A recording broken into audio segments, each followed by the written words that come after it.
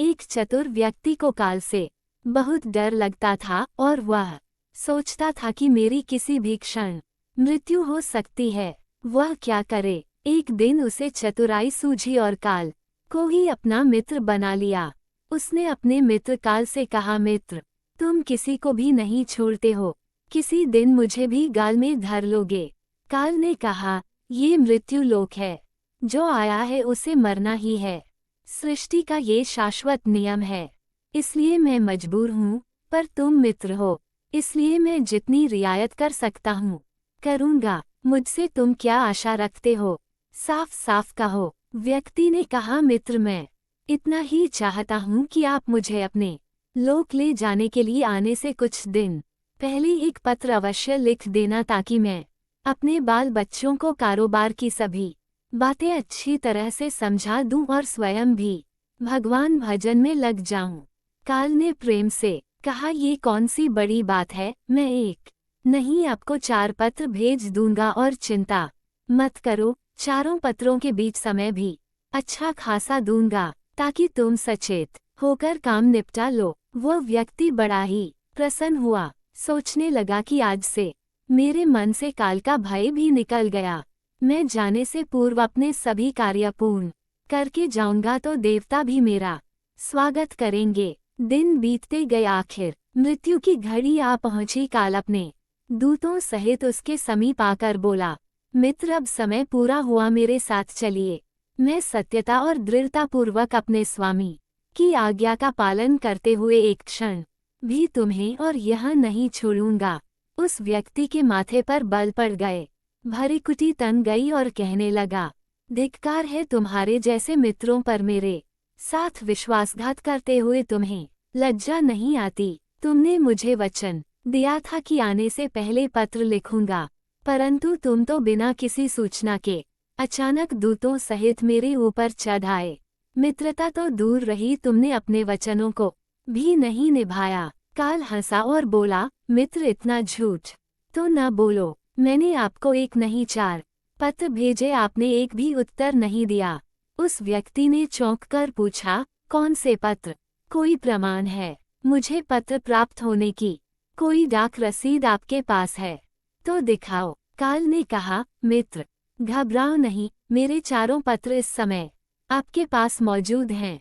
मेरा पहला पत्र आपके सिर पर चढ़कर बोला, आपके काले सुंदर बाल उन्हें सफेद कर दिया और यह भी कहा कि सावधान हो जाओ, जो करना है कर डालो।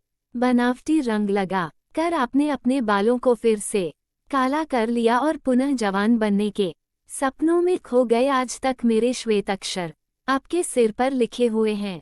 कुछ दिन बाद मैंने दूसरा पत्र आपके नेत्रों के प्रति भेजा। नेत्रों की ज्योति मंद होने लगी, फिर भी आंखों पर मोटे शीशे चढ़ाकर आप जगत को देखने का प्रयत्न करने लगे। 2 मिनट भी संसार की ओर से आंखें बंद करके ज्योति स्वरूप प्रभु का ध्यान मन में नहीं किया।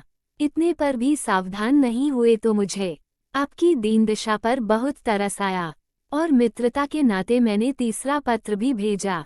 इस पत्र ने आपके दांतों को छुआ, हिलाया और तोड़ दिया। आपने इस पत्र का भी जवाब न दिया, बल्कि नकली दांत लगवाए और जबरदस्ती संसार के भौतिक पदार्थों का स्वाद लेने लगे। मुझे बहुत दुख हुआ कि मैं सदा इसके भले की सोचता हूँ और ये हर बार एक नया बनावटी रास्ता अपनाने को तैयार रहता है। अपने अंतिम पत्र के रूप में मैंने रोग क्लेश तथा पीड़ाओं को भेजा, परंतु आपने अहंकार वश सब अनसुना कर दिया। वो व्यक्ति काल के भेजे हुए इन पत्रों को सुनकर फूट फूट कर रोने लगा और अपने विपरीत कर्मों पर पश्चाताप करने लगा। उसने स्वीकार किया कि मैंने गफलत में शुभ चेतावनी भरी इन पत्रों को नहीं पढ़ा।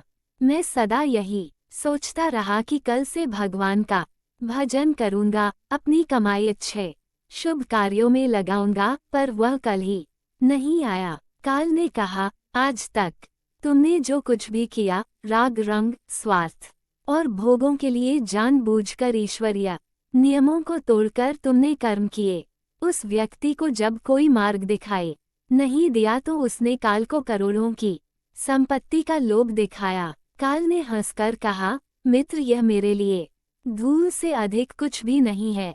धन दौलत, शोहरत, सत्ता, ये सब लोभ संसारी लोगों को वश में कर सकता है, मुझे नहीं।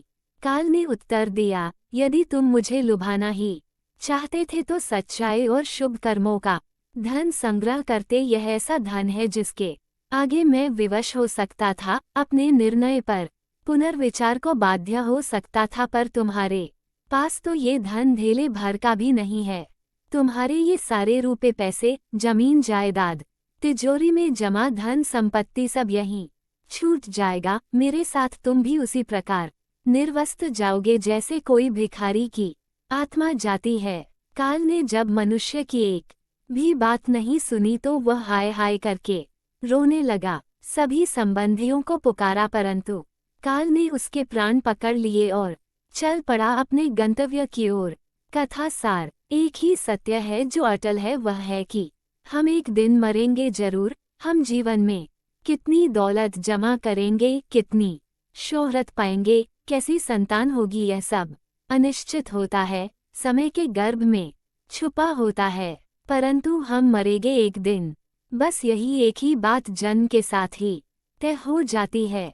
समय के साथ उम्र की निशानियों को देखकर तो कम से कम हमें प्रभु परमेश्वर की याद में रहने का अभ्यास करना चाहिए। इसमें तो हर एक को, चाहे छोटा हो या बड़ा, सबको प्रभु परमेश्वर की याद में रहकर ही कर्म करने चाहिए। सदैव प्रसन्न रहिए, जो प्राप्त है पर्याप्त है।